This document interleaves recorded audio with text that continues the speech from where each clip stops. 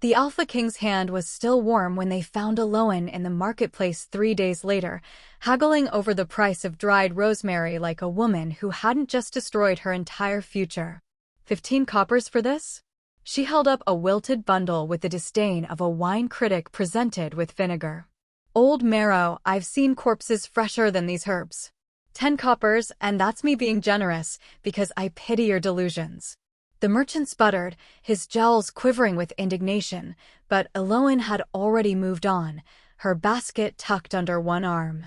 She'd learned long ago that poverty required a certain shamelessness about negotiations. Pride didn't keep the rain out or the hunger away. She didn't notice the whispers following her through the stalls. Didn't see the way other wolves pulled their children closer, or how the newly mated pairs clutched each other tighter, as if her moon-forsaken status might be contagious. She was too busy calculating whether she could afford both the rosemary and the fish oil she needed for Mrs. Blackthorn's rheumatism tonic. Then the horn sounded. 3 long blasts that echoed across Ashvale like the judgment of gods. Every wolf in the marketplace froze, their conversations dying mid-syllable. Aloan's basket slipped from her fingers, scattering herbs across the cobblestones.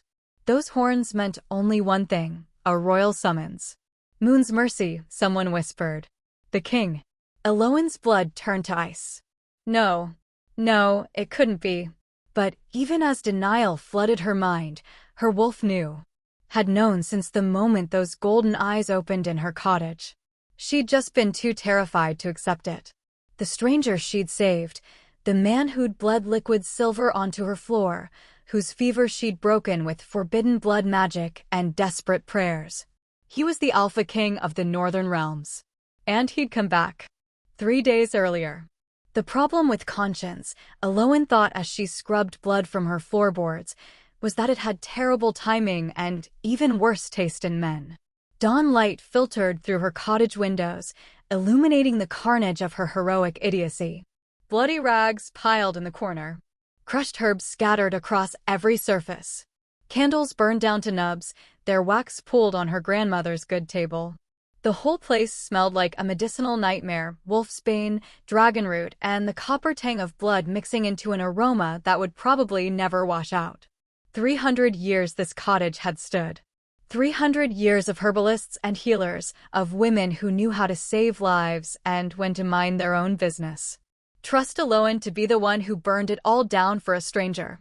Her hands shook as she worked, exhaustion making her clumsy. She hadn't slept. Couldn't sleep. Every time she closed her eyes, she heard the howls from the ceremony, each one a reminder of everything she'd lost. You're being dramatic, she told herself, scrubbing harder. So you missed the ceremony. So you'll never have a mate. So you'll die alone with your herbs and your regrets. At least you'll have excellent bone density from all the calcium in your diet of bitter disappointment. Her wolf whimpered, a sound of pure misery. Unlike Aloan, her wolf understood exactly what they'd sacrificed. The chance for a mate, for a bond, for the kind of connection that made life worth living gone. Burned away like morning mist because Aloan's conscience had outweighed her common sense. A knock at the door made her jump, sloshing bloody water across the floor she'd just cleaned. Aloan? Her cousin Myra's voice, sharp with worry. Open up. Now. She considered pretending not to be home, but Mira had the persistence of a tax collector and the subtlety of a battering ram. With a sigh, Aloan opened the door. Mira swept in like a storm system, all wild red hair and righteous fury. Her ceremonial dress, the one she'd lent Aloan, was rumpled but still elegant, and she glowed with the unmistakable radiance of a newly bonded mate. The scent of her bond mark was fresh, pine and rain mixing with her natural wolf musk. You missed it, Mira said, and her voice held the kind of horror usually reserved for natural disasters and fashion emergencies. Aloan, you missed the entire ceremony. Do you understand what that means? That I'm moon-forsaken, yes, thank you, I'm aware. Aloan returned to her scrubbing. Congratulations on your bond, by the way. Who's the lucky wolf? Marcus Stoneheart. 3rd son of the Eastern Pack. Very nice shoulders, adequate sense of humor, excellent dental hygiene. Mira grabbed the scrub brush from Aloan's hands. Stop deflecting. What happened? Where were you? Eloin looked at her cousin kind, loyal Mira who'd never broken a rule in her life, and knew she couldn't tell her the truth. Couldn't explain about the stranger, the poison, the choice that had damned her future. It would only hurt Mira, make her feel guilty for being happy. I fell asleep, Eloin lied.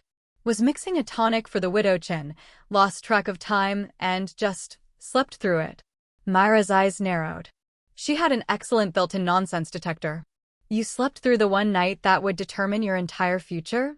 Through the drums? The howling?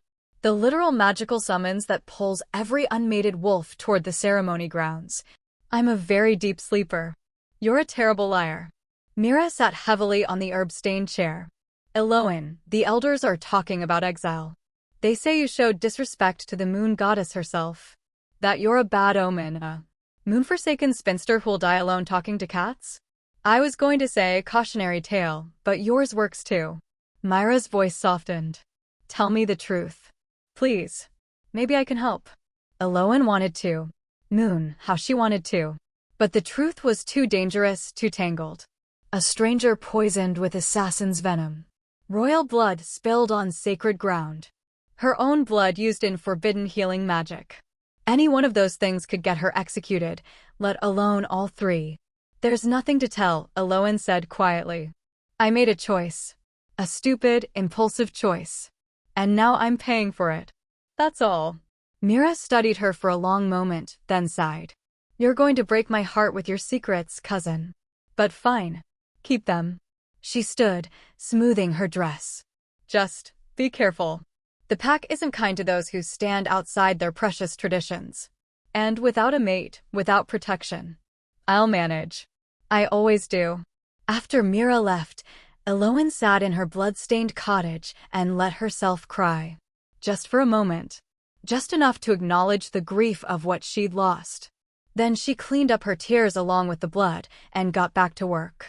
The next 2 days passed in a haze of whispers and sideways glances. Eloin kept to herself, filling orders for tonics and salves, pretending she didn't notice how people stopped talking when she entered a room. The newly bonded mates were the worst. They radiated smug satisfaction like a personal attack, their happiness sharp as a knife against her isolation. Mrs. Blackthorn was kind enough, at least.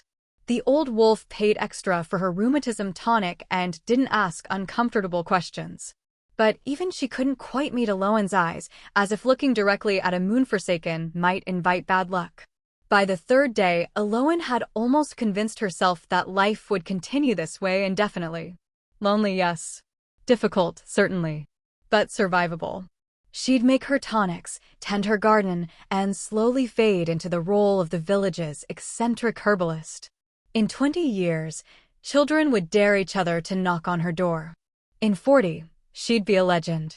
In 60, a cautionary tale told to scare young wolves into attending their ceremonies. It wasn't the life she'd dreamed of, but it was a life. And she'd chosen it, consciously, with her eyes open. That had to count for something. She was thinking exactly this, standing in the marketplace with her basket of questionable herbs, when the horns sounded and shattered her fragile piece into 1,000 irreparable pieces. The entire pack assembled in the stone courtyard within the hour. Mandatory attendance, the guard said, by order of Alpha Cornelius himself. Eloin tried to slip in at the back, hoping to be invisible, but fate had apparently decided she'd been too comfortable lately. Eloin of Ashvale. The head elder's voice cracked across the courtyard like a whip. Front and center. Now. Every head turned. Hundreds of eyes fixed on her with expressions ranging from curiosity to disgust to poorly hidden glee. Nothing entertained a pack quite like public humiliation, and Eloin was apparently today's main event. She walked forward with her spine straight and her chin up, refusing to give them the satisfaction of seeing her fear.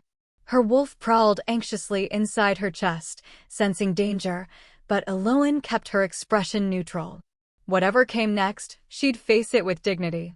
The elders stood on the raised platform, their ceremonial robes pristine and their faces grim. Alpha Cornelius sat in his carved chair, looking as thrilled about this disruption as a man suffering from aggressive hemorrhoids. He was old, heavy-set, and had the political instincts of a concussed hedgehog, which was why his pack barely scraped by while others prospered. Eloan of Ashvale, the head elder, intoned, "You stand accused of defying the sacred moon-bound ceremony, of rejecting the moon goddess's blessing, and of choosing isolation over duty. Have you anything to say in your defense?" Before she could answer, the gates swung open. The sound of hoofbeats on stone echoed through the sudden silence. A battalion of warriors rode through, their armor black as midnight, their wolves radiating power that made every wolf in the courtyard instinctively lower their heads. Banners unfurled, silver wolf on black field, the sigil of the northern realms.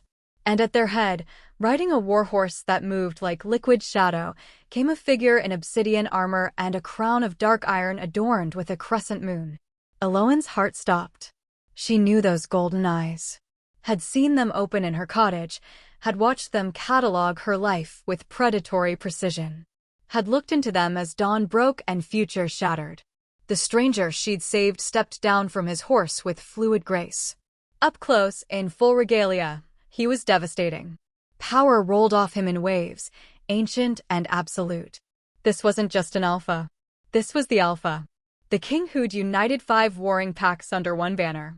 The warrior who'd killed his own father in single combat to end a civil war. Alpha King Aldrich Nightborn. The Wolf of Winter. The Unbroken.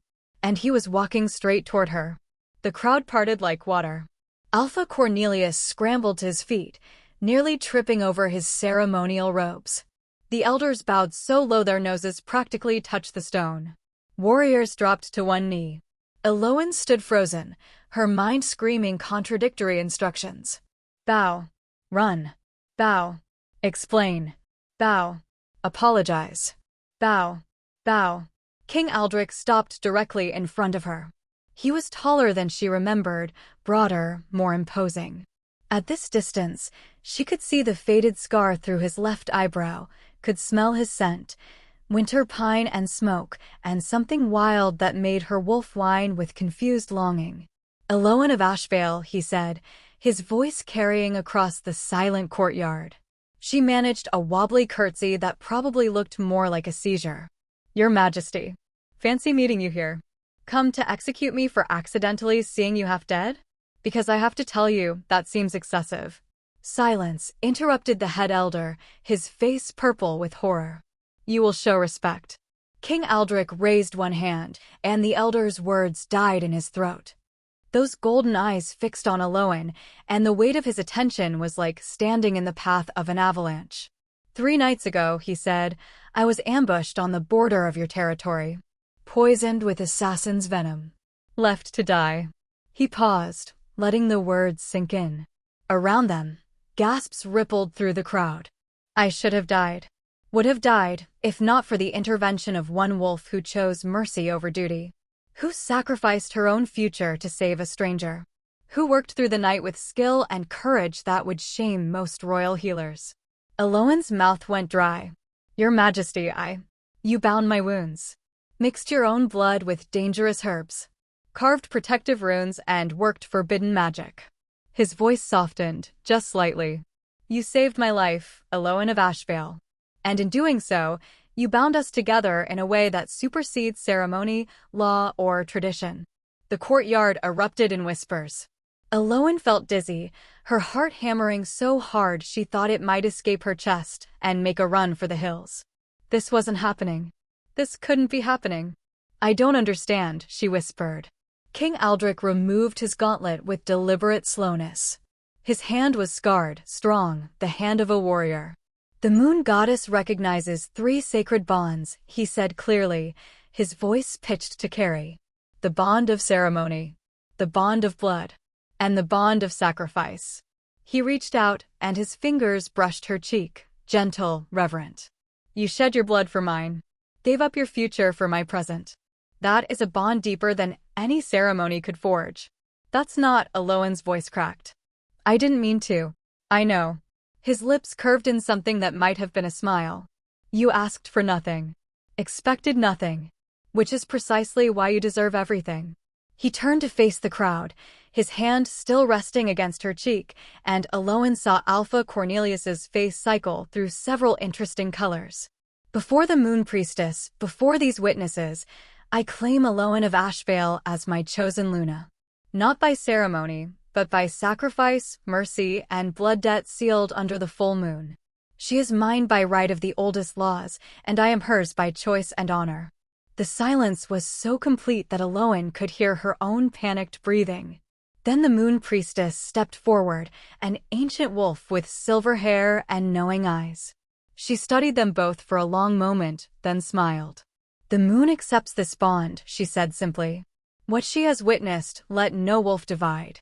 Chaos erupted. Cheers, shouts, gasps of shock. Alpha Cornelius looked like he'd swallowed a live toad.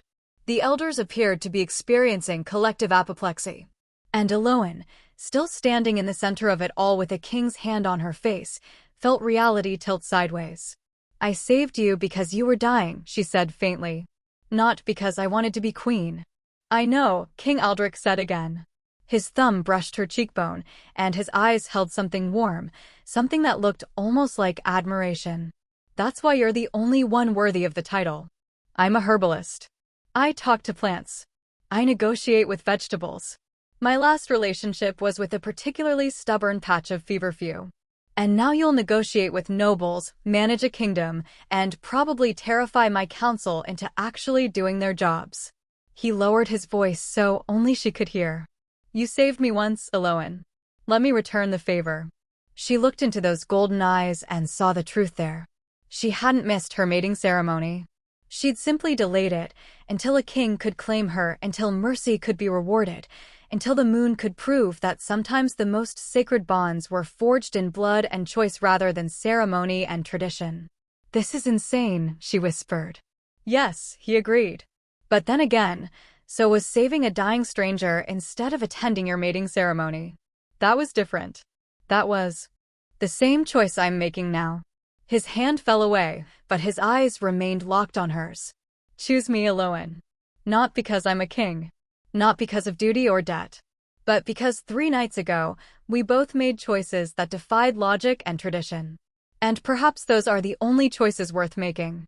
Around them, the pack waited. The moon watched. And Aloan realized that sometimes destiny didn't arrive with fanfare and ceremony. Sometimes it collapsed in your herb garden, bleeding poison and possibility, and asked you to choose between the life you'd planned and the life you never knew you wanted.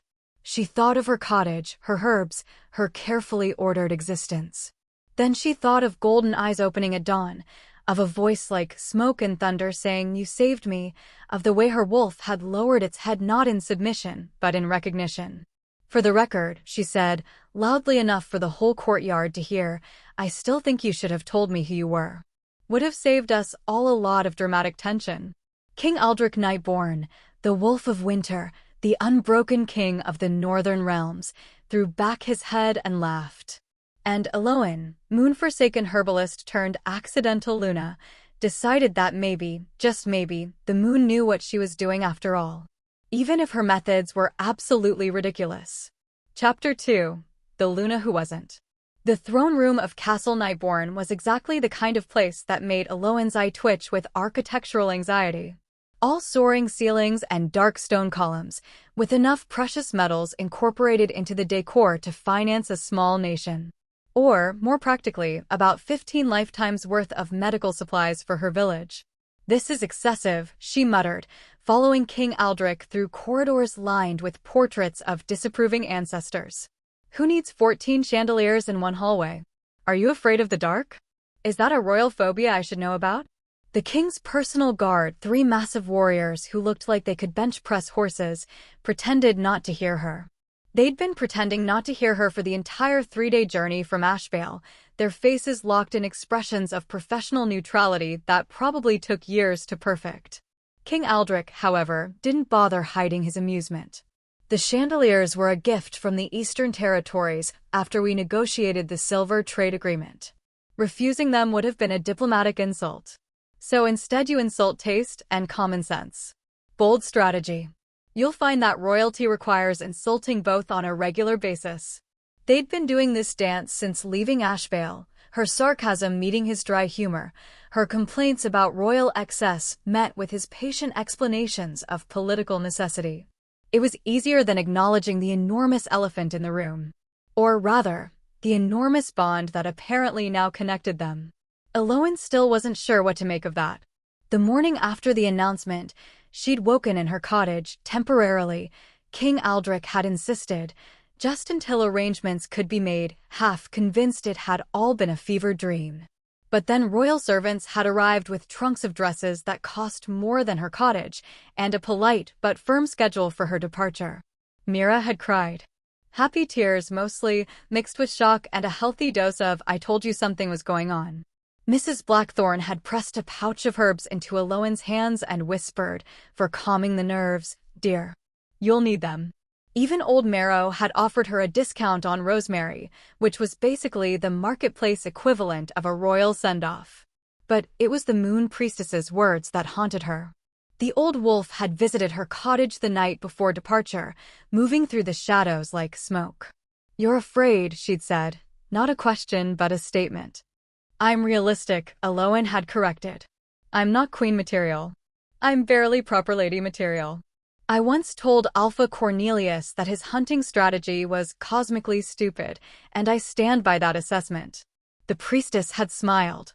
"The moon doesn't choose the perfect. She chooses the necessary. Remember that when the court tries to break you." Now, walking through corridors that screamed wealth and power, Elowen understood what she'd meant. They entered the throne room to find it packed with nobles. The kind of wolves who wore their status like armor and their judgment like perfume, heavy and impossible to ignore. Conversations died as King Aldrich entered, but the stares that followed Elowen were sharp enough to draw blood. She recognized the look. The same one the newly bonded mates had given her in Ashvale. "You don't belong here." King Aldrich guided her to a chair beside his throne, not quite as ornate, but close. "The Luna's seat." "My council," he said, gesturing to the assembled nobles. "And various court officials who insisted on being present for your introduction." "How lovely." "A welcoming committee." Elowen smiled with enough teeth to make it clear she knew exactly how unwelcome she was. A woman stepped forward, all sharp features and sharper eyes. She wore deep purple robes that probably cost more than Elowen's childhood, and her silver hair was bound in intricate braids. "Your Majesty," she said, her voice honey over ice. "We were not informed you were bringing a guest." "Luna Elowen is not a guest, Lady Ravenna. She is my chosen mate and your future queen." Lady Ravenna's smile could have frozen fire. "Of course. How unexpected. We were under the impression you would choose from among the noble families. A proper alliance to strengthen the realm." "The realm is quite strong, thank you." King Aldrich's voice held a warning edge. "And Luna Elowen strengthens it in ways that have nothing to do with political alliances and everything to do with actual competence." "Competence," repeated a portly noble with the kind of mustache that suggested poor life choices. "What competence, exactly, does a village herbalist bring to the throne?" Elowen had been quiet long enough. "Well, Lord." She looked at him expectantly. "Thornwick. Lord Reginald Thornwick, second advisor to the crown." "Lord Thornwick. Lovely mustache, truly bold choice." "To answer your question, I bring the competence of keeping your king alive when he was dying of assassin's venom. Which, fun fact, is more than any of you managed to do." She smiled pleasantly. "I also bring extensive knowledge of medicinal herbs, toxins, poisons, and their applications. So should anyone else decide to try killing the king, I'll know exactly what poison was used, how to treat it, and, most importantly, where it likely came from and who might have purchased it." The silence that followed was delicious. Lady Ravenna recovered first, her expression shifting to something almost impressed. A useful skill set in these uncertain times. Though hardly traditional for a Luna. "I'm beginning to think traditional is code for ineffective but comfortable." Elowen leaned back in her chair. "For instance, I noticed on our journey here that your eastern border patrols are scheduled during daylight hours. Assassins, as a rule, prefer darkness. You might want to adjust that." Lord Thornwick sputtered. "The patrol schedules have been the same for 50 years. Which explains why the king was successfully ambushed, doesn't it? King Aldric's hand found hers on the armrest, his fingers curling around hers in a gesture that was both reassuring and possessive. Luna Aloan makes an excellent point. Lord Thornwick, see that the patrol schedules are revised. Your Majesty, surely such decisions should be vetted by the full council. Consider them vetted. Luna Aloan's suggestion is now policy. Aloan felt the weight of every eye in the room. Some curious, some resentful, some calculating. These nobles had expected a decorative Luna, someone to smile and breed and stay out of actual governance. Instead, they'd gotten a herbalist with opinions and the king's ear. This was going to be interesting. The rest of the day was a parade of introductions, ceremonies, and thinly veiled hostility wrapped in courtly manners.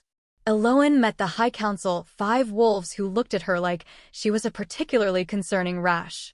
She was shown her chambers, a suite of rooms larger than her entire cottage, which felt both wasteful and lonely.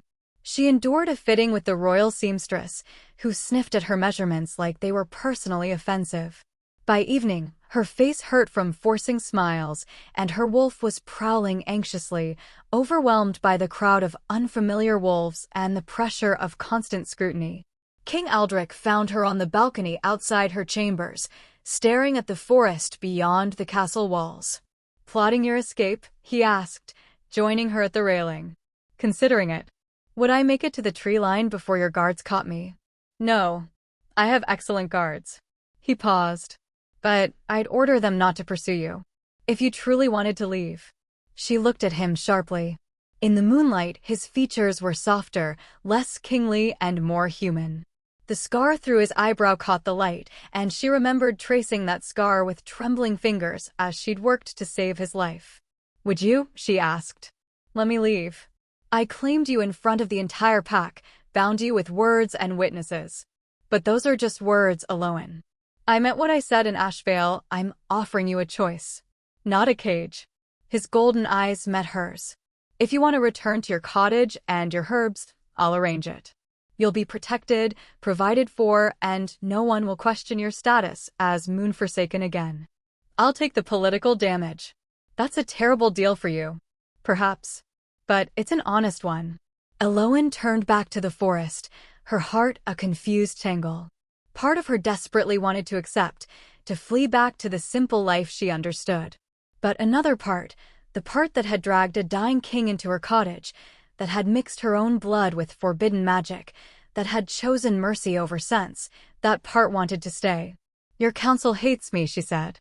"My council hates change. You just happen to embody it. Lady Ravenna particularly hates me. Lady Ravenna particularly hates everyone. Don't take it personally." He moved closer, and she could feel the warmth of him, the steady presence that had both unsettled and comforted her since that first dawn. "They'll test you. Push you. Try to find your weaknesses and exploit them. It's what nobles do for entertainment. Sounds delightful. Really sells the whole queen experience. You're not queen yet. You're Luna. And there's a difference." She frowned. "Aren't they the same thing?" "No. A queen is born or made through alliance. But a Luna." His voice softened. "A Luna is chosen by the moon herself. Recognized by sacrifice and merit. No amount of noble blood or political maneuvering can create that bond. Which is why they're afraid of you. They're not afraid. They're contemptuous. Contempt is often fear wearing a fancy hat." He turned her gently to face him, his hands on her shoulders. "You walked into a room of nobles who've spent their lives playing political games, and you immediately identified a critical security flaw they'd all missed. You met their condescension with competence. That terrifies them more than any sword." "I was just being practical." "Exactly. And in a court that values tradition over sense, practicality is revolutionary." His hands fell away, but his eyes remained on hers. "Stay. Not because I'm commanding you as king, but because I'm asking you as the man whose life you saved. Stay and show them what a real Luna looks like. And if I fail? Then you'll fail spectacularly and with great style, which is honestly the best anyone can hope for." Despite herself, Aloan laughed. It broke the tension, made the enormous decision feel just slightly less impossible. I'll stay, she said. But on one condition. Name it. You tell me who tried to kill you. The real story. No royal deflection, no political evasion. Just truth. Something flickered in his eyes. Pain, maybe. Or old anger. That's a dangerous question. Good thing I specialize in dangerous answers. He was quiet for a long moment, his gaze distant. When he spoke, his voice was carefully controlled. Do you know why I became king, Aloan? You defeated your father in single combat. United the warring packs. That's the official story. The neat one. His jaw tightened. The truth is Messier. My father was a tyrant. Paranoid, cruel, convinced everyone was conspiring against him. He executed wolves on suspicion alone, started wars to prove his strength, and ruled through fear. The realm was bleeding. So you stopped him. I killed him. In front of the entire court, during a winter feast. He just ordered the execution of a pack of refugees, children included, because he suspected they were spies. I challenged him on the spot. By the old laws, he had to accept. Aloan's breath caught. She'd known King Aldrich had killed his father, but hearing it described so starkly was different. You saved those children. Yes. And created a dozen enemies who thought I was too young, too soft, too idealistic to rule. For 5 years, I've been consolidating power, rooting out the loyalists who'd rather see me dead than the realm prosper.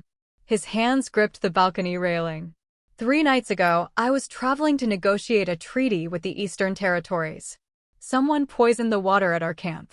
Most of my guard fell within minutes. I only survived because I'd been suspicious and drank less. Assassin's venom is expensive. Rare. Which means whoever wants me dead has resources. Connections. And is likely sitting in my council, smiling at me while plotting my assassination. Aloan processed this, her mind already working through the implications. Do you have suspects? Several. But no proof. Just instinct and paranoia. He looked at her. This is the world you've agreed to join, Aloan. Not just nobles and ceremonies. But intrigue, danger, and people who will kill to maintain their power. And you think I didn't know that? I read, Your Majesty. I'm not naive. She moved closer, her voice firm. But here's what those plotting nobles don't understand. I didn't save your life because you're a king. I saved it because you're a person who is dying, and I could help. That's not going to change just because the stakes are higher and the threats are dressed in silk. His expression softened. You're either incredibly brave or incredibly foolish. I've been called both. Usually in the same sentence. She tilted her head. So, who in your council is most likely trying to kill you? Let's start with the obvious suspects and work our way down to the creatively vindictive. And there, on the balcony under the watching moon, the king and his herbalist Luna began planning not just her survival in court, but his survival against enemies who wore crowns and smiles while sharpening their knives. It wasn't romantic. It wasn't traditional. But it was honest, practical, and exactly the kind of partnership neither of them had known they needed. Lady Ravenna, King Aldrich said finally. Ambitious, connected, and smart enough to cover her tracks. But possibly too obvious. Lord Thornwick has that mustache, which already suggests poor judgment. But he seems more incompetent than murderous. Never underestimate a fool with connections. Fair point. Aloan considered. Who benefits most from your death? My cousin, Lord Marcus. He's next in line, and he's been positioning himself as a traditional alternative to my radical reforms. Let me guess. The kind of traditional that involves executing refugees and starting unnecessary wars. Precisely. Then he's suspect number 1. Aloan's mind raced. The poison that was used, assassin's venom, is made from shadowroot, moonbane, and distilled silver. There are maybe 3 herbalists in the entire realm who know the recipe, and I'm one of them. King Aldrich straightened. You can track the poison to its source? Maybe. If I can examine your remaining symptoms, compare them to known variants, and investigate the suppliers of the raw ingredients. She smiled grimly. Turns out that village herbalist competence is useful for more than just healing. You want to hunt my assassins. I want to make sure no one succeeds in killing you a second time. Call it protecting my investment. She met his eyes. You claimed me as your Luna. Well, a Luna protects her pack. Even if her pack is currently one paranoid king and a castle full of potential murderers. For the first time since leaving Ashvale, King Aldrich smiled, not the political smile he wore for the court, but something genuine. I'm beginning to think the moon knew exactly what she was doing when she dropped me in your herb garden. The moon has a twisted sense of humor, but yes, she's occasionally competent. They stayed on the balcony until the moon reached its peak, talking strategy and suspects, sharing what they knew and guessing at what they didn't. It wasn't a romantic courtship or a passionate bond. But it was a partnership. And in a world of political games and hidden knives, that might be worth more than all the romance in the world. Later, alone in her two large chambers, Elowen lay awake and thought about choices. About a dying stranger in her garden and a crown she'd never wanted. About mercy that led to destiny and practical partnerships that might become something more. The moon watched through her window, patient and knowing. And Elowen decided that maybe, just maybe, she could do this. Not because she wanted to be queen, but because someone needed to keep the stubborn king alive. And because, somewhere between the herb garden and the throne room, she'd started to care whether he survived. Even if she wasn't quite ready to admit it. Chapter 3. Blood and Rosemary. Elowen discovered 3 things in her first week at Castle Nightborne. First, castle plumbing was a miraculous invention that almost made up for the constant political scheming. Second, the royal library was extensive, well-organized, and contained a surprising number of texts on poison, which was either very helpful or deeply concerning depending on one's perspective. Third, someone was definitely trying to kill her now too. The attempt started subtle. A loose stone on the stairs leading to the library. Spoiled meat in her dinner that would have caused violent illness if she hadn't noticed the smell. A accidentally unlocked door to the kennels, where the hunting wolves were kept, aggressive animals that viewed unfamiliar wolves as potential threats. Nothing immediately fatal, but clear messages: you're not wanted. Leave or else. Elowen responded by having the stairs repaired, sending the spoiled meat to be analyzed, and making friends with the kennel master by successfully treating his best hunting wolf's infected paw. The kennel master, a gruff old wolf named Garrett, seemed confused by the concept of a Luna who actually talked to him like a person. Most nobles don't even know I exist, he said, watching her work. Just demand their wolves be ready for hunts and don't care about the rest. Most nobles are idiots, Elowen replied, cleaning the infection with practiced efficiency. Your wolves are magnificent. This one especially, see how she watches everything? Smart. Probably smarter than half the council. Garrett had laughed, a rusty sound like he was out of practice. After that, he'd assigned 2 of his steadiest wolves to, coincidentally, patrol near Elowen's chambers at night. Small victories. But victories nonetheless. King Aldrich noticed, of course. He noticed everything with those unsettling golden eyes.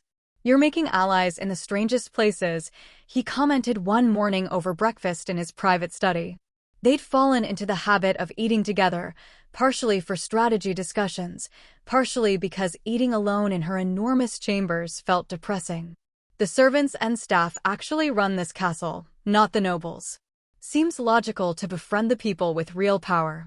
Elowen spread jam on her bread. Also, they're less likely to poison me. Mostly because they find me entertaining. You're entertaining. He set down his correspondence. Lady Ravenna complained yesterday that you're undermining the natural order by fraternizing with common wolves. Lady Ravenna can fraternize with my complete lack of interest in her opinions. Elowen took a bite of bread. Has she always been this charming, or is it a special performance for me? She was my father's closest advisor. Very traditional, very ambitious. She expected me to choose a Luna from among her daughters. Elowen nearly choked on her bread. She has daughters? 3. All lovely, all accomplished, all absolutely nothing like you. I'm choosing to take that as a compliment. It is one. King Aldrich's expression grew serious. Be careful around her, Elowen. She's dangerous. Not through direct action, but through influence. Half the council answers to her in some form. I know. I've been watching. Elowen pulled out a small notebook from her pocket. She'd taken to carrying it everywhere. She meets with Lord Thornwick every morning in the East Wing. With your cousin Marcus twice a week, always in the chapel. And she has regular correspondence with someone in the Eastern Territories. I saw the messenger arrive yesterday. King Aldrich stared at her. How did you? I talked to the servants, remember? They see everything and are largely ignored. The kitchen staff knows everyone's schedules. The messengers know who receives what correspondence. The cleaning staff knows who meets where. She flipped through her notes. I've been mapping the castle's real power structure. And Lady Ravenna is at the center of several very interesting webs. You've been here a week. A very productive week.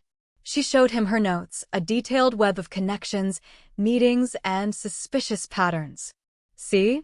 Lord Thornwick is incompetent, but he's related to half the noble families through various marriages. He's a connector. Lady Ravenna uses him to spread influence. Your cousin Marcus is funding several ventures through a merchant company that officially belongs to a steward, but is clearly his. And someone is purchasing unusual amounts of shadowroot from the southern herbalists. Shadowroot. The primary ingredient in assassin's venom. Yes. Eloan met his eyes. I sent a message to my network of herbalists. Yes, we have a network. We're not all isolated plant hermits, asking who's been buying suspicious quantities of rare poisons. 3 separate herbalists reported large shadowroot purchases in the past 6 months. 2 sales to a gentleman with a northern accent and a signet ring bearing a wolf crest. King Aldrich leaned back, processing. That could be half the nobles in my court. True. But combined with the meeting patterns, the correspondence, and the fact that all 3 purchases happened in cities where Lady Ravenna or your cousin happened to be visiting. Eloan tapped her notebook. We have 2 primary suspects working together. Or competing with each other, which would almost be funny if they weren't trying to kill you. And you. And me, she agreed. The spoiled meat attempt was clumsy. But it tells me someone's getting nervous. I'm not supposed to be competent. I'm supposed to be a decorative herbalist who stays in her place and doesn't ask uncomfortable questions. But you're asking uncomfortable questions. It's one of my most annoying qualities. My cousin Mira complained about it extensively. Eloan stood, moving to the window. Outside, the castle grounds bustled with morning activity. Servants, guards, nobles moving through their carefully choreographed daily routines. The problem is proof. We have patterns and suspicions, but nothing concrete enough to make accusations. Especially against wolves as connected as Lady Ravenna. So we wait. Watch. Gather evidence. Or, Eloan said slowly, an idea forming, we force their hand. King Aldrich joined her at the window. Explain. They're trying to remove me quietly. Make it look like accidents, natural causes, the moon-forsaken herbalist who couldn't hack it at court. But what if I became too visible to remove quietly? Too valuable, too connected, too necessary. You want to make yourself a bigger target. I want to make myself an impossible target. One they'd have to act against openly, which would expose them. She turned to face him. Your healers are competent, but they're old-fashioned. They still use bloodletting for fevers. They dose with mercury for joint pain. Their success rate with serious injuries is maybe 60%. And yours? 92% in Ashvale. Could be higher with better resources. She gestured to the castle. Let me reform your medical system. Train your healers in modern techniques. Set up a proper healing ward. Make myself so valuable that removing me would cripple the castle's ability to care for its wolves. King Aldrich considered this. It would require funding. Support from the council. Lady Ravenna will fight it. Good. Let her fight it publicly. Make her show her hand. Eloan smiled. And in the process, I'll save lives, improve castle operations, and give the servants even more reason to protect me. Win-win-win. You're assuming the council will approve the funding. I'm assuming you'll make them approve it. You're the king. Act like it. His laugh was sharp and surprised. You have no sense of political delicacy, do you? None whatsoever. It's part of my charm. It truly is. He studied her face, and something shifted in his expression. You're enjoying this. The challenge of it. Eloan paused, surprised by the realization. I suppose I am. It's different from mixing tonics, but it's the same principle. Identify the problem, gather information, create a solution. Only instead of treating fevers, I'm treating a dysfunctional power structure. And I'm the primary patient? You're the primary patient surrounded by several aggressive infections that need to be removed before they kill the host. She grinned. Don't worry. My bedside manner is excellent. Your bedside manner includes telling me I'm cosmically stupid on a regular basis. That's how you know I care. They stood there, sharing the comfortable silence that had developed between them over the past week. It wasn't romance, not yet, maybe not ever, but it was partnership. Trust. The kind of bond forged through shared danger and matching wit. Present the proposal to the council today, King Aldrich said finally. I'll support it. But be prepared, they'll tear it apart. Let them try. Elowen felt her wolf stir with anticipation. I've been torn apart by better wolves than these pampered nobles. I believe it. He turned to leave, then paused. Elowen? Yes. Thank you. For not running back to your cottage when you had the chance. For staying and fighting instead. She wanted to say something flippant, something sarcastic to deflect the sincerity. But the truth was simpler. You're welcome. Try not to die before the council meeting. It would ruin my dramatic presentation. I'll do my best. The council meeting was exactly as awful as anticipated. Elowen stood before the assembled nobles in the great council chamber, a room designed to make anyone not sitting in the elevated chairs feel small and insignificant. Which, she suspected, was entirely the point. Luna Elowen wishes to address the council, King Aldrich announced from his throne.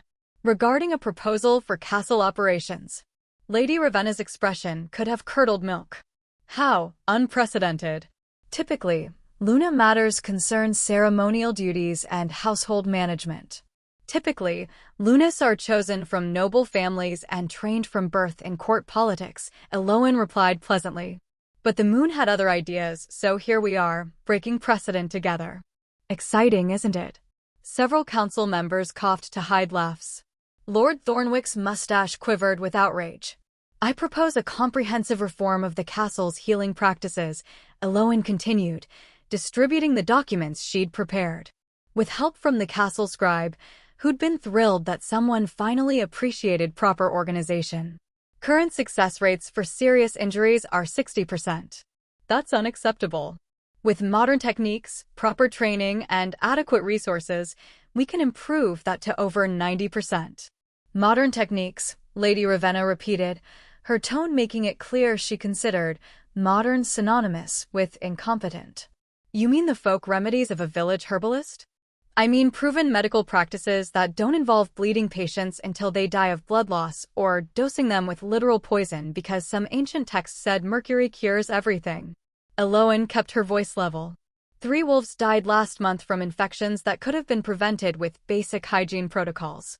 5 more from injuries that should have been survivable with proper treatment. That's 8 deaths in 30 days. Unacceptable. Lord Thornwick blustered. Our healers are highly trained. Your healers are highly traditional. There's a difference. Elowen pulled out another document. I've outlined a training program. 6 months, comprehensive, covering wound care, infection prevention, herbal medicine, and diagnostic techniques. The cost is minimal. Most of the required herbs can be grown in the castle gardens. The savings in lives alone would justify the expense. And who would conduct this training? Asked Lord Marcus, King Aldrich's cousin. He was handsome in a calculated way, with the kind of smile that made Elowen's wolf instinctively bristle. You? A wolf with no formal credentials, no court experience, no patience for wolves who value credentials over competence? You're absolutely right. Elowen turned to address him directly. Lord Marcus, you injured your shoulder in a hunting accident 2 years ago. It still bothers you, doesn't it? Especially when it rains. His expression flickered. How did you? You favor it when you walk. Subtle, but noticeable to someone trained to observe. Your current healers have prescribed willow bark tea and heat therapy. Marginally effective, but not addressing the root cause. She pulled a small vial from her pocket. This is a mixture of arnica, comfrey, and wintergreen. Applied twice daily with proper massage technique, it will reduce the chronic inflammation. You'll have full mobility back within 3 weeks. She set the vial on the table in front of him. Free sample. Consider it a demonstration of those folk remedies you're so concerned about. The room was silent. Lord Marcus stared at the vial like it might explode. Lady Ravenna recovered first. A pretty demonstration, but hardly proof of systematic competence. What you're proposing would require significant funding, council approval, and oversight. Changes of this magnitude take time. How much time? Eloan interrupted. How many more wolves need to die while we debate and delay? Because from where I'm standing, every day we wait is another chance for preventable death. But perhaps council schedules are more important than lives.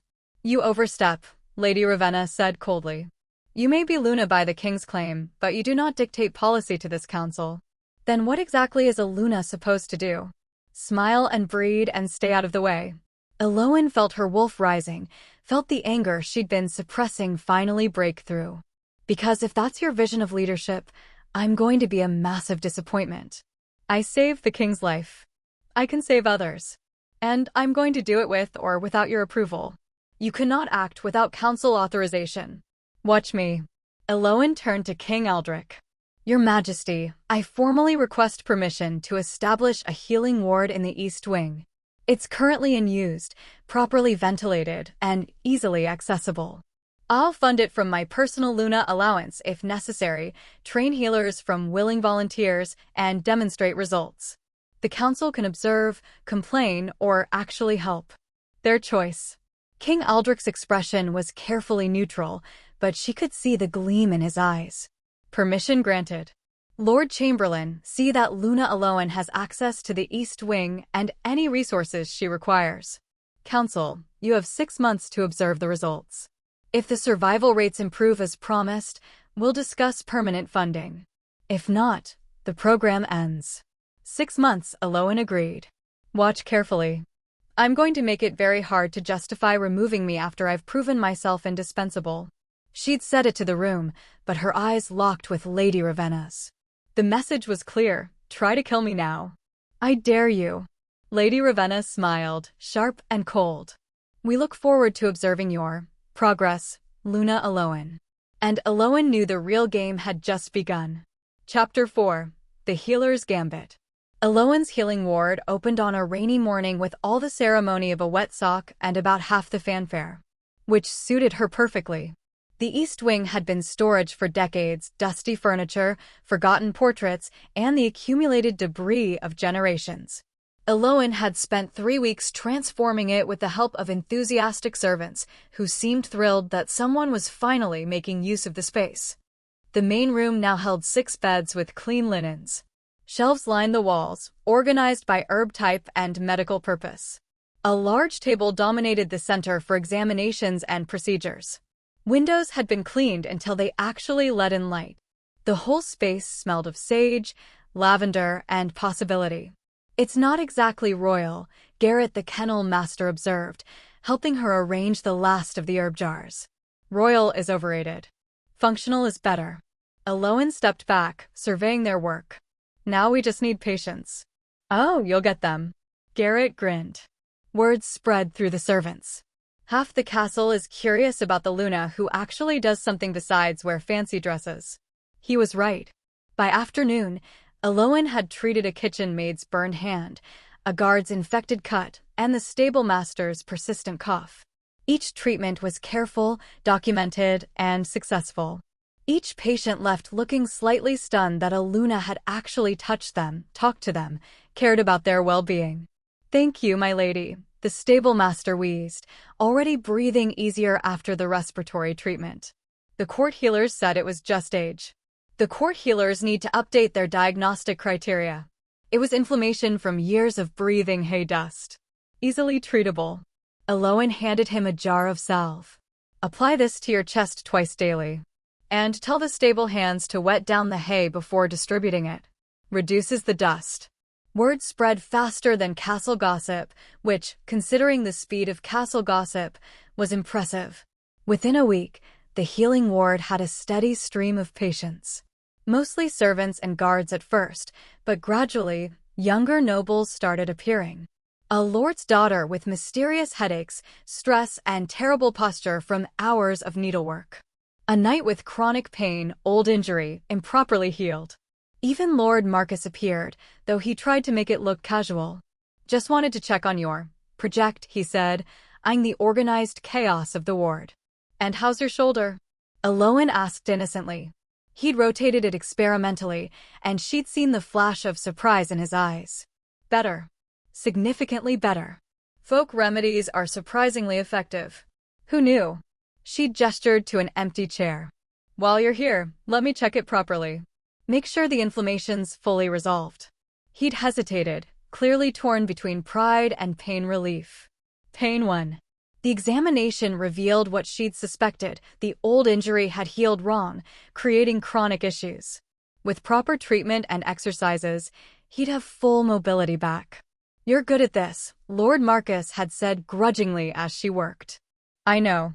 It's almost like competence isn't hereditary. She'd applied the salve with practiced efficiency. Twice daily. And stop sleeping on that side, you're compressing the joint. The court healers never. The court healers have their methods. I have mine. Results speak for themselves. He'd left with a jar of salve and a thoughtful expression that made Aloan's instincts prickle with warning. She was winning over potential enemies through simple competence, which was either brilliant strategy or playing directly into some larger trap. Time would tell. King Aldrich visited the ward on its 3rd week, causing a minor panic among the patients who suddenly realized they were being healed in the presence of actual royalty. At ease, he'd said, amusement clear in his voice. Don't let me interrupt Luna Aloan's work. I'm just observing. Observing whether I'm a complete disaster or just a moderate one? Aloan asked, not looking up from the wound she was cleaning. Observing whether the council owes you an apology. They owe me significantly more than that, but I'll accept apology as a down payment. She'd finished with her patient, a guard who'd gashed his arm during training, and turned to the king. So, satisfied with your investment? He'd handed her a document. She recognized the council seal. Permanent funding for the healing ward. Full authority to train healers and implement new procedures. Lady Ravenna abstained from the vote, but she was outnumbered. Aloan had stared at the document, something warm and unexpected blooming in her chest. Victory. Recognition. The tangible proof that she'd been right. Thank you, she'd said quietly. Don't thank me. You earned it. His expression had softened. Every council member has had a relative or servant treated here. You've saved 3 lives that would have been lost under the old methods. Even the most stubborn nobles can't argue with that. Watch them try. Oh, they will. But now you have proof. Documentation. Results. He'd moved closer, and she'd noticed the dark circles under his eyes. Are you sleeping? Are you? Touché. She'd guided him to a chair, professional instinct overriding court protocol. Sit. Let me check you over. I'm fine. You're exhausted, probably not eating properly, and definitely not sleeping enough. Sit. That's not a request from your Luna. That's an order from your healer. He'd laughed but obeyed. Aloan had examined him with practiced efficiency, checking pulse, eyes, the lingering symptoms of the poisoning he'd survived. You're healing well, but you're pushing too hard, she'd said, mixing a tonic. This will help you sleep. Actual sleep, not the fitful half-rest you've been managing. How did you? I observe people, remember? It's literally my job. She'd handed him the tonic. Take this before bed. Every night. No skipping because you're too busy or have responsibilities. A dead king helps no one. Yes, ma'am. His tone had been amused, but he'd taken the tonic seriously. They'd sat in comfortable silence, watching the evening light filter through the windows. Outside, castle life continued its complicated dance. But here, in the healing ward, things were simpler. Clearer. I'm glad you stayed, King Aldrich had said quietly. Not just because you're competent, though you are, but because you make this place better. More honest. Someone has to keep you alive and call you on your nonsense. Might as well be me. Might as well. He'd left as evening fell, and Aloan had watched him go with complicated feelings she wasn't ready to examine too closely. They'd been partners. Allies. But somewhere in the past weeks, something had shifted. Deepened. She'd pushed the thought away. There was too much work to do, too many enemies still plotting, too many ways this could all fall apart. But the thought persisted anyway, stubborn and inconvenient. Like everything else about her new life. The attempt on her life came that night. Eloan had been working late, organizing new herb shipments, when she'd smelled it. Bitter almond. Just a trace, but enough to trigger every alarm her training had instilled. Cyanide. She dropped the jar she was holding and spun toward the door. It was closed. Locked from the outside. The windows were barred, safety measure for the Healing Ward's medicine stores. She was trapped. Smoke began seeping under the door. Not ordinary smoke, this carried that same bitter almond scent, mixed with something else. Hemlock, maybe. Designed to render her unconscious before the cyanide finished the job. Clever. Make it look like an accident. The dedicated Luna working too late. A fire started by careless candles, tragic but not suspicious. Eloan's mind raced. The windows were barred but not sealed. She grabbed a chair, smashed out the glass, and screamed. Fire! Help! Fire in the east wing. The smoke was thicker now. Her wolf was panicking, instinct screaming at her to shift, to escape. But shifting in a poison room would just kill her faster. Wolves process toxins differently than human forms. She tore fabric from bed linens, wet them in the water basin, and pressed them to her face. Bought herself minutes. Maybe. Footsteps pounded in the corridor. Shouting. The acrid smell of smoke was overwhelming now. The door burst open, not from outside, but from King Aldrich's boot literally kicking it off its hinges. His eyes were wild, his power rolling off him in waves that made every wolf in the vicinity instinctively submit. Eloan. She stumbled toward him, vision blurring. He caught her, lifted her like she weighed nothing, and carried her into the corridor. Guards were already working on the fire. More were arriving with buckets. The smoke was dissipating, the fire had been small, contained. Just enough to kill one trapped Luna. King Aldrich didn't stop moving until they were outside, in the clear night air. He set her down gently, his hands framing her face as he checked her for injuries. Are you hurt? Did you breathe much of the smoke? I'm fine. Water-soaked cloth. Basic survival technique. Her voice was hoarse, but steady. It was cyanide, Aldrich. And hemlock. Someone sealed that door and started that fire intending to kill me. His expression went absolutely cold. The Wolf of Winter, they called him.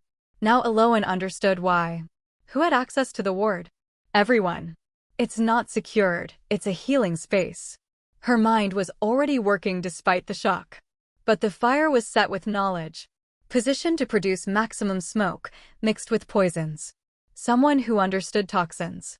An herbalist. Or someone with access to one. Eloan coughed, tasting bitter almond on her tongue. This wasn't opportunistic. This was planned. Precise. King Aldrich's hands were still on her face, and she realized they were shaking. Not with fear, with rage so intense it was barely controlled. I will find who did this, he said, his voice deadly quiet. And I will destroy them. Get in line.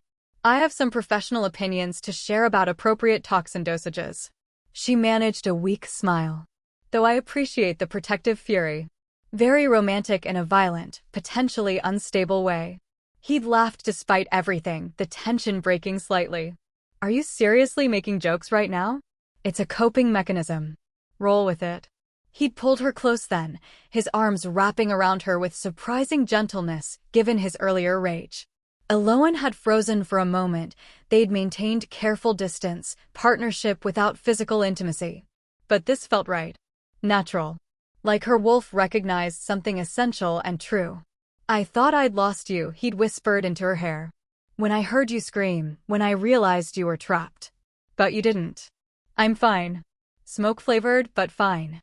She'd pulled back enough to meet his eyes. And now we know for certain. Someone's desperate enough to act directly. Which means we're getting close. You nearly died and you're treating this like a research breakthrough? Would you prefer I panic? Have hysterics? Faint dramatically?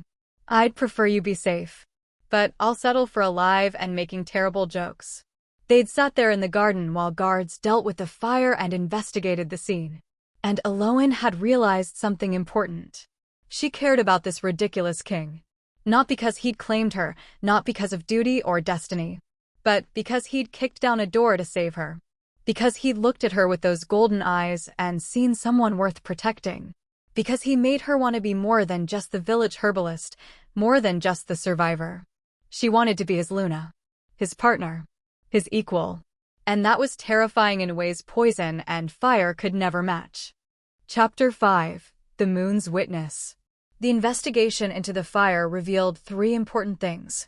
First, the door had been locked from outside with a key that belonged to the castle's maintenance staff, specifically to a locksmith named Petrus, who swore on the moon herself that he'd lost his keys 2 weeks prior and reported it to the head steward. Second, the poison had been purchased from a southern herbalist known for discretion and flexible morals. The herbalist's description of the buyer matched at least 6 nobles currently residing in the castle, which was suspiciously unhelpful. Third, and most damning, the fire had been set using accelerants stored in Lady Ravenna's private laboratory, a fact that came to light when the castle's master-at-arms, a gruff old wolf named Soren who apparently had romantic notions about justice, decided to conduct a thorough investigation on his own initiative.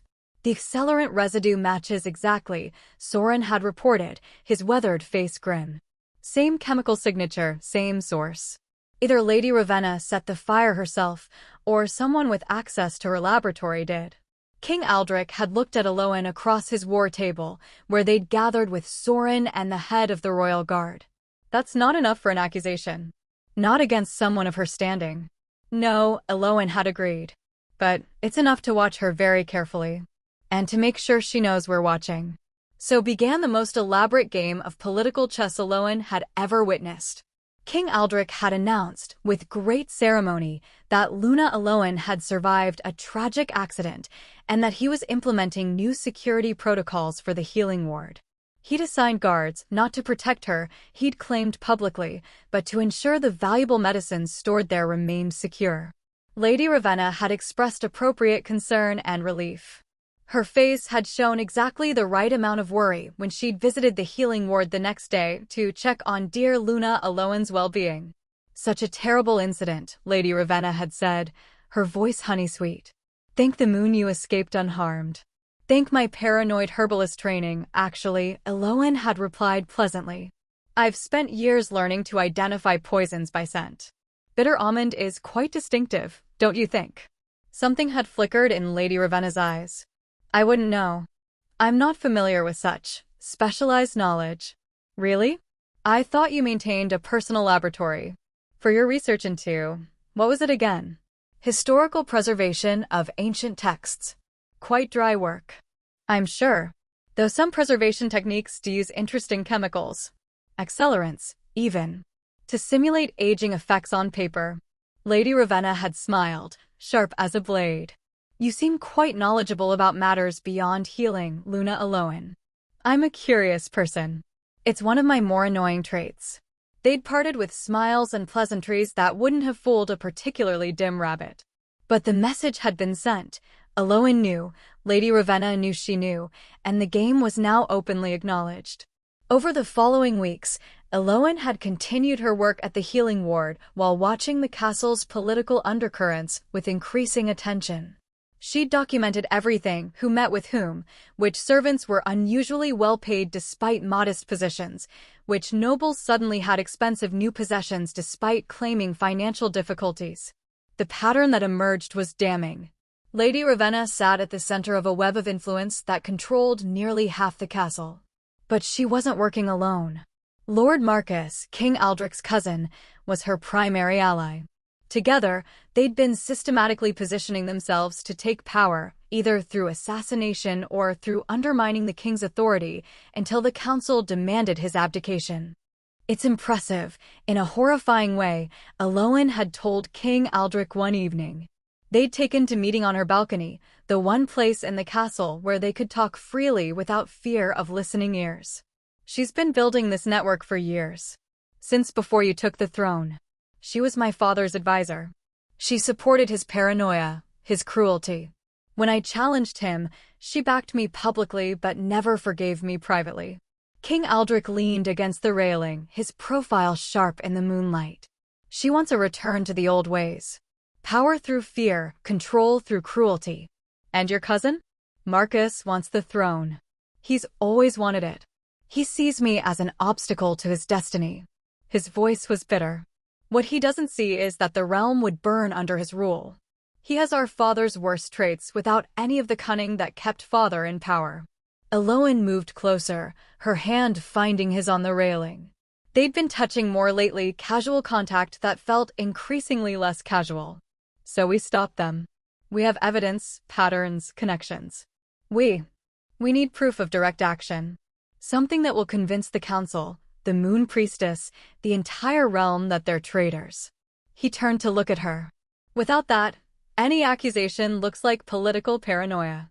The king eliminating threats whether they're real or not. Then we get proof.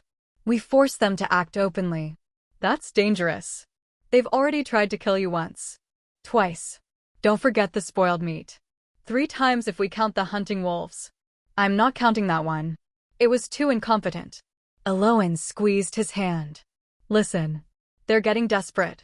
The healing ward's success makes me too popular to remove quietly. Your reforms are working, the realm is prospering despite their efforts to undermine you. They're running out of time and options, which makes them more dangerous. Or more predictable. She turned to face him fully. The autumn gathering is in 2 weeks. Every noble family in the realm will be here. It's the perfect opportunity for them to make a move, public enough to be significant, chaotic enough to create confusion. King Aldrich's eyes widened. You think they'll try something during the gathering? I think if we make ourselves tempting enough targets, they won't be able to resist. Eloan pulled out her notebook. It was getting quite full these days. Here's what I'm thinking. The autumn gathering was exactly as excessive as Eloan had feared. Nobles from across the realm descended on Castle Nightborn in a parade of silk, jewels, and egos.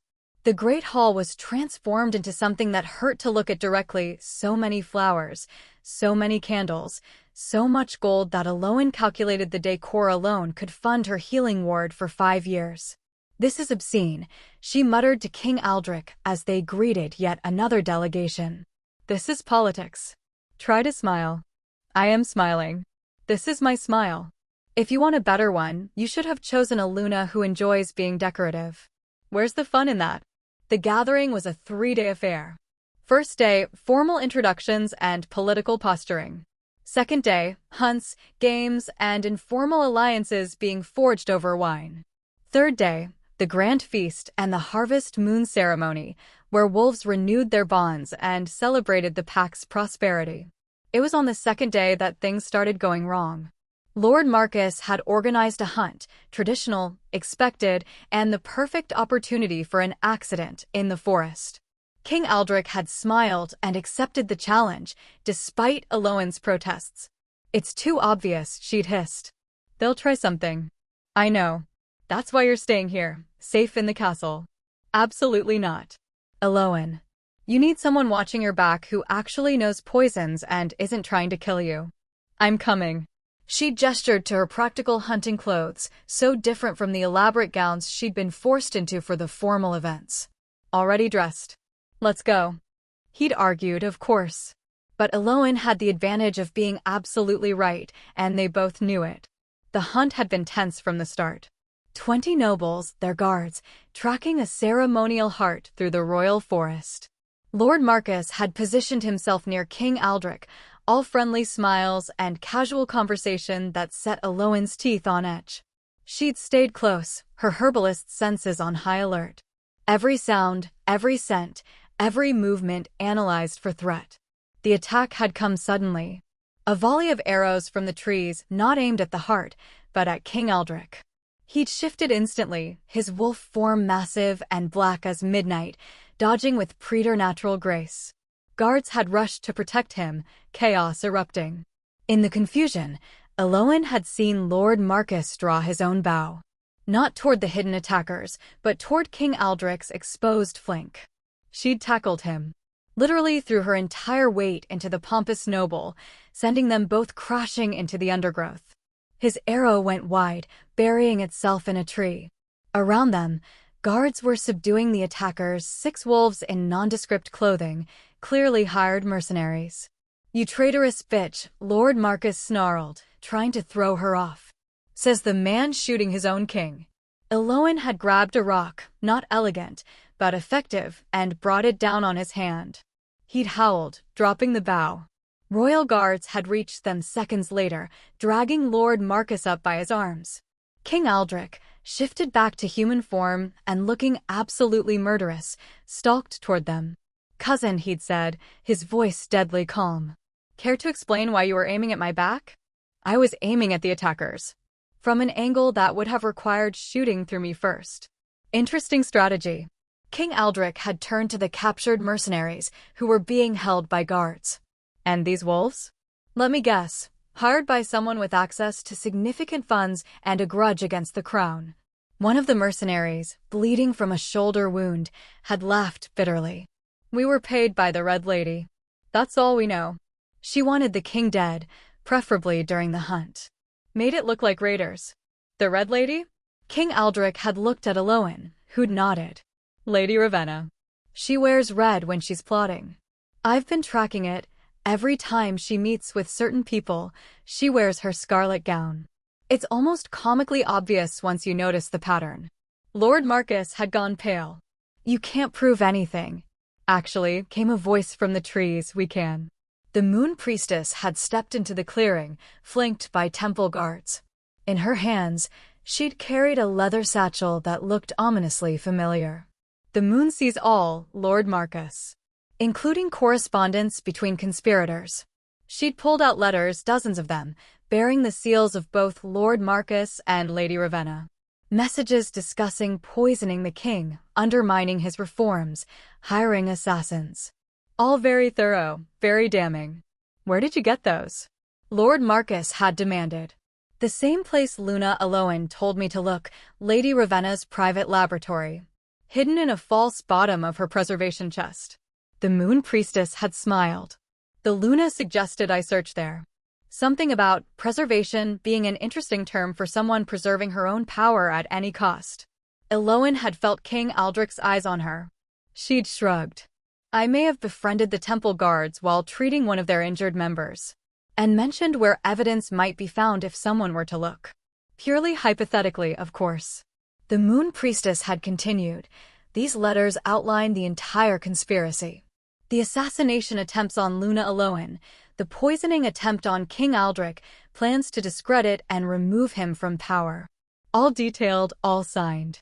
She'd looked at Lord Marcus with contempt. "The moon does not look kindly on those who betray their own blood." King Aldrich had ordered Lord Marcus arrested on the spot. Then he'd turned to his personal guard. "Find Lady Ravenna. Bring her to the throne room. It's time to end this." The confrontation in the throne room was witnessed by every noble at the gathering. Word had spread fast: conspiracy, betrayal, the Luna who uncovered it all. The great hall packed with wolves eager to see justice or scandal or both. Lady Ravenna had arrived in her signature scarlet gown, her expression perfectly composed. "Your Majesty, I came as soon as I heard about the terrible attack." "Thank the moon you're safe." "Save it," King Aldrich had said flatly. He'd nodded to the moon priestess, who'd spread the letters across the table. "We have your correspondence with Lord Marcus. Your plans detailed in your own handwriting." Something had cracked in Lady Ravenna's facade. "Those are private documents, illegally obtained." "Obtained through divine intervention," the moon priestess had corrected. "The moon herself revealed their location to me. There is no law of realm or temple that can protect you from her judgment." Lady Ravenna's eyes had darted around the room, calculating options. Then they'd landed on Eloin, and pure hatred had blazed in them. "This is her fault," Lady Ravenna had snarled. "That village nobody who thinks she can waltz into court and disrupt centuries of tradition. You should have died in that fire, you moon-forsaken." "Careful," King Aldrich's voice had cut like a blade. "You're already facing execution for treason. Don't add threatening the Luna to your list of sins. She's not a real Luna. She's a herbalist playing dress-up, a peasant who got lucky. She's the wolf who saved my life, who reformed our medical system and saved dozens more, who uncovered your conspiracy and brought you to justice." King Aldrich had stood, his power filling the room. She's more of a Luna than you could ever understand, because she leads through competence and compassion rather than manipulation and fear. Eloin had stepped forward then. She'd looked at Lady Ravenna, this wolf who'd tried to kill her, who'd plotted against the king, who represented everything wrong with the old ways. "You want to know why you failed?" Eloin had asked quietly. "Because you underestimated me. You saw a village herbalist and assumed I was stupid, weak, or both. You never considered that someone from outside your noble games might actually understand them better than you do." She'd pulled out her notebook, holding it up. "I documented everything. Every meeting, every payment, every suspicious pattern. I made friends with the wolves you ignored, the servants, the guards, the healers. The people who actually run this castle while you play at power." Eloin had moved closer, her voice strengthening. "You tried to kill me because I was a threat to your plans. But the real reason you failed is simpler. The moon chose me. Not because I'm noble or trained or perfect, but because I'm someone who chooses mercy over tradition, who works to save lives rather than take them, who sees people as people rather than pieces on a board." Lady Ravenna had looked around the room, seeing her support crumbling. Seeing nobles who'd whispered agreements now backing away, distancing themselves from her failure. "The Moon Priestess will determine your sentence," King Aldrich had announced. "As will the council, once we've purged your supporters from it. You wanted to return to the old ways, Lady Ravenna. Allow me to remind you, the old ways had consequences for traitors." Lady Ravenna had been dragged away, still protesting, still plotting even in defeat.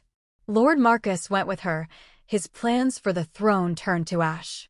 The throne room had erupted in whispers, gasps, the complicated chaos of nobles realizing the power structure had just shifted dramatically. King Aldrich had turned to Eloin, and the look in his eyes had made her breath catch. "Well," she'd said, trying for levity despite her racing heart. "That was dramatic. Very operatic. Could have used more sword fights, but overall, a solid dramatic conclusion." Eloin. "Also, I'm going to need a new notebook. This one's full of conspiracy evidence, and I need fresh pages for documenting whatever political nightmare emerges next." He'd kissed her. Right there, in front of the entire assembled nobility of the realm, King Aldrich Nightborn had framed her face in his hands and kissed her like she was air and he was drowning. Eloin had frozen for a heartbeat. Then she'd kissed him back, her hands fisting in his formal jacket, everything else falling away. The throne room, the nobles, the complicated politics, none of it mattered. Only this. Only him. Only the bond they'd forged through fire and poison and choices that defied tradition. When they'd finally pulled apart, the throne room was utterly silent. Then someone started clapping. One of the younger nobles, grinning like a fool. Then another. Then more, until the entire room erupted in applause and wolf howls of approval. For the record, Eloin had whispered, still in his arms, "This is terrible timing. We just exposed a conspiracy. This is your moment of kingly authority. This is my moment of claiming what matters." His forehead rested against hers. "You saved my life twice now. You saved my kingdom. You proved that sometimes the moon knows exactly what she's doing when she breaks every rule. I just pointed out that your security was terrible and your herbalists were incompetent. You pointed out that I needed a partner. Someone who'd kick down doors and tackle nobles and document conspiracies in paranoid notebooks. Someone who'd choose a dying stranger over her own future and never regret it." "Who says I don't regret it?" But she was smiling, her wolf purring with contentment for the first time since the bond had formed. "Do you?"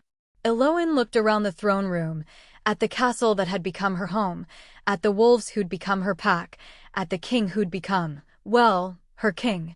Her partner. Her choice. "No," she said. "I don't regret it at all." The Moon Priestess had stepped forward then, her ancient face creased with satisfaction.